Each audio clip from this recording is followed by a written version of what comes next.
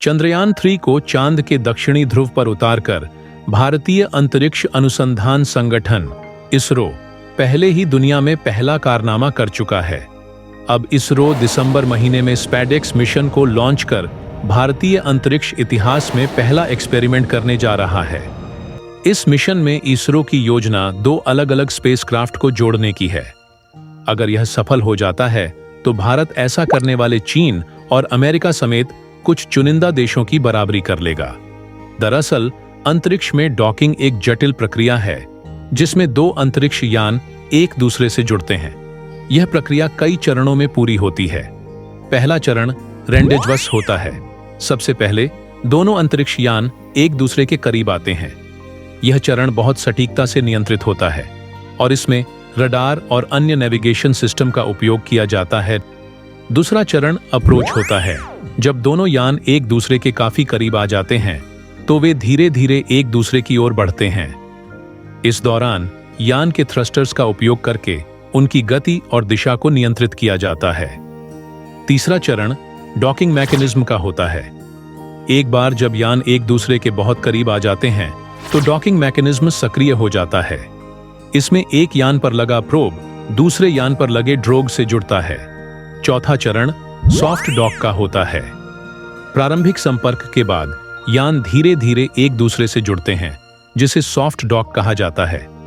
इस चरण में यान के बीच का संपर्क स्थिर नहीं होता। पांचवां चरण हार्ड डॉक होता है।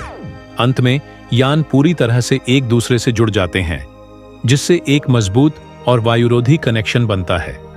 इस चरण में यान के बीच का संपर्क स्थिर और मजबूत होता है। डॉकिंग प्रक्रिया का उपयोग अंतरिक्ष स्टेशन पर क्रू ट्रांसफर, रिसप्लाई मिशन और स्टेशन के मॉड्यूल्स के असेंबली और मेंटेनेंस के लिए किया जाता है। इसरो पृथ्वी के ऊपर एक भारतीय अंतरिक्ष स्टेशन बनाने की तैयारी कर रहा है और space docking experiment mission SpaDeX के साथ इस दिशा में पहला कदम उठाने वाला है। स्पेडेक्स मिशन भारत को अंतरिक्ष यात्रा करने वाले देशों के खास क्लब में एंट्री दे सकता है। दिसंबर महीने में लॉन्च होने वाला स्पेडेक्स मिशन अंतरिक्ष में डॉकिंग तकनीक का प्रदर्शन करने वाला भारत का अपना पहला मिशन होगा। इस मिशन से भारत को भविष्य के जटिल अंतरिक्ष अभियानों के लिए महत्वपूर्ण मदद मिलेगी।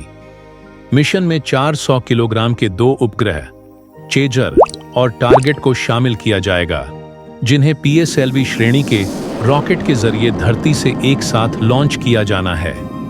एक बार 700 किलोमीटर की ऊंचाई पर पहुंचाने के बाद ये उपग्रह एक सटीक रूप से व्यवस्थित तरीके से अलग होंगे और डॉकिंग के साथ मिशन पूरा हो जाएगा।